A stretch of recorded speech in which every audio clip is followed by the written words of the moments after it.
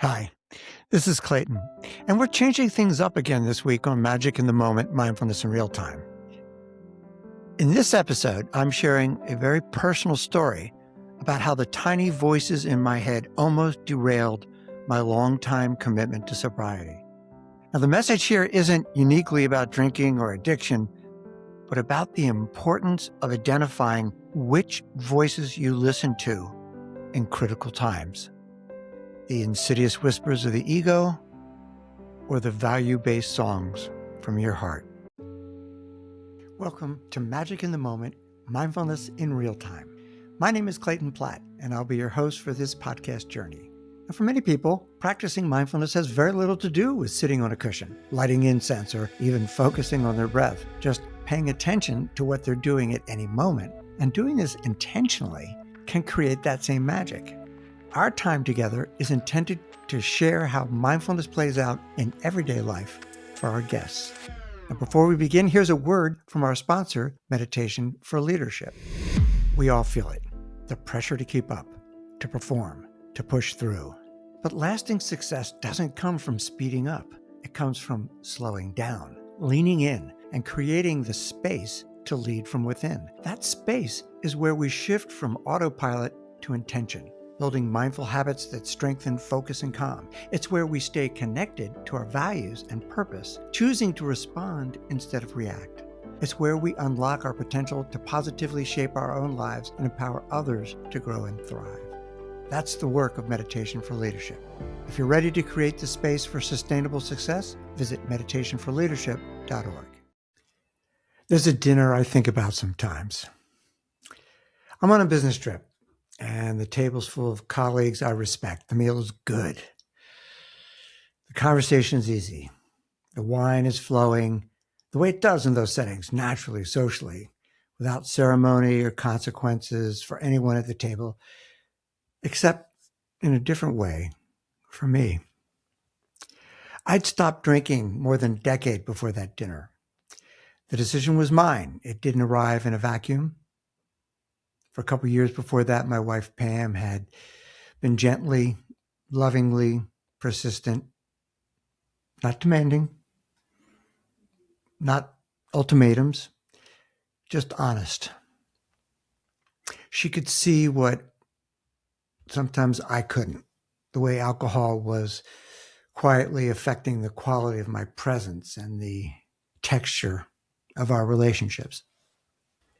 She named it with care. And I had the good sense to eventually hear her. I looked at what alcohol was honestly doing to me, to my presence, to my relationships, to the version of myself that I wanted to bring to the world. And I made a decision, a quiet one, a permanent one. That night at the table, something shifted. Or tried to. The voice was subtle, almost reasonable, almost kind. It went something like, "You've done so much work. You're different now. You understand your patterns in a way you didn't before. Surely you can have one glass, just one. You're not that person anymore." I recognized it eventually, but not immediately. And that's the thing about the ego's whisper. It doesn't announce itself. It arrives dressed in the clothes of wisdom.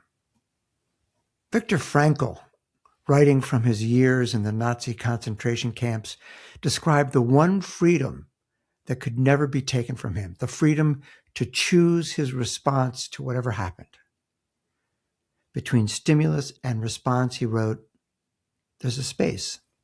And in that space lives our power, our growth, our dignity. 25 years of meditation practice has taught me that this space is real. It exists, but it requires something of us. It requires that we slow down enough to notice it before the reaction has already happened, before the word is said, the glass is poured, the door is opened, that we'll spend years trying to close again. The breath is how we find that space. Not as a technique, not as a trick, but as something that I've practiced long enough that it's now available to me in the moments that truly matter. When the stimulus arrives, the wine on the table, the ego's quiet case for revisiting a decision I'd made with great care, the breath is the first honest response I have. It doesn't argue, it doesn't lecture. It just brings me here. And here is where the real question can be asked. What would I gain? What would I be risking? Who would I be becoming? And that's metacognition.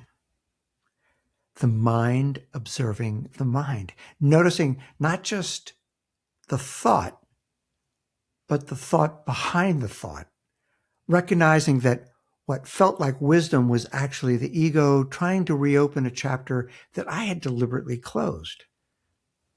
Not because I was weak, but because I had learned over the years of honest self-examination exactly what that chapter had cost me.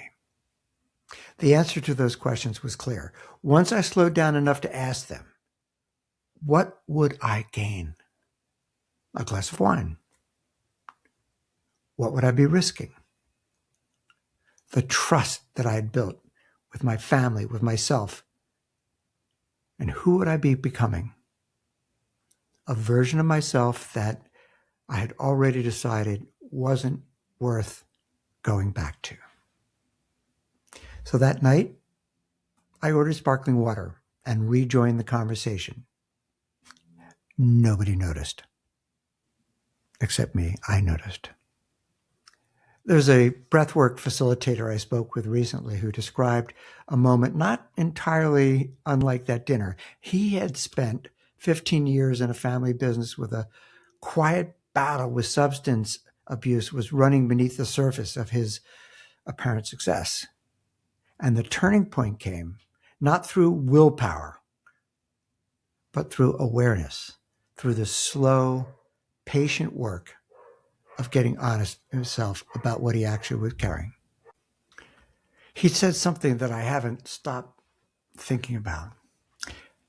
He said, by blaming them, I gave them the power. Breath work showed me that the power I have is inside. And that's exactly right. It's exactly what sobriety has taught me over 25 years.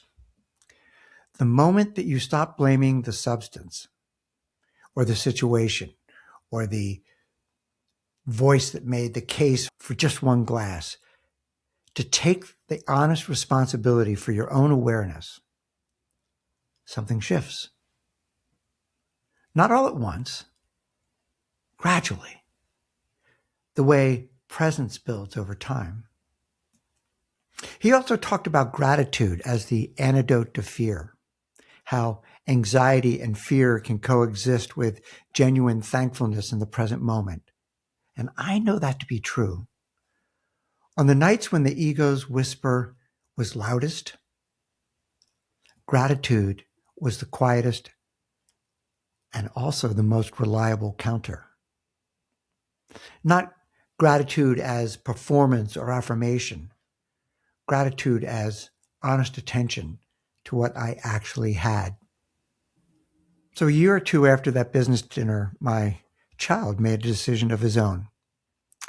He looked at his life, his relationship with the woman who would become his wife, his friendships, the person he was building himself into, and he decided that his relationship with alcohol wasn't serving any of it. When his partner named what she was seeing, he recognized the truth of it immediately. He made a version of the same choice that I had made years before, only he made his a little faster than I did. He didn't argue. He didn't negotiate, didn't come back with a compromise. He just decided, faced the social discomfort, being around friends who didn't necessarily understand, the explanations, the moments at tables where everybody else was drinking, and he just held his ground. He also modeled reframing what his mind chatter might say was a weakness. He reframed that into the strength of a positive way forward. I'm not sure that he fully knows what that meant to me. It wasn't a validation that I had made the right choice. I already knew that. But it was something richer. It was the recognition that presence and integrity are things that we can model without ever needing to say a word. That the way we live our lives is a kind of teaching that happens in the background quietly over the years. It also strengthened something in me that I hadn't known needed strengthening. The next time the ego's whisper arrived, and it does arrive even now, a little bit more gently, more occasionally, but it does arrive, I can assure you that. I had something new to bring to that space between the stimulus and the response. Not just my own story, but his. I want to be honest about something that doesn't always make it into mindfulness writing. The space that Viktor Frankl described is not always comfortable to inhabit. Sometimes what you find there is real craving, a genuine pull, a desire that doesn't just disappear because you've noticed it. The breath doesn't eliminate desire. What it does is it gives you a moment to choose what you do with it. And that moment is everything. That moment is where character actually lives. Not in the easy moments, not in the retreats or Sangha, the meditation cushion, but in the ordinary, unremarkable, sometimes very lonely moments when something you want is right in front of you. And the question is simply, who do I want to be right now? 25 years of meditation practice and 25 years of walking the sober path have taught me in different ways the same thing. The present moment is not a problem to be solved or a difficulty to be endured. It's the only place where any of this actually matters. And the breath is how I get there. The breath is how I stay. So if you're navigating something similar, a habit, a pattern, a voice that occasionally whispers that the old version of you was fine and actually maybe even better, more fun, I want to offer you this.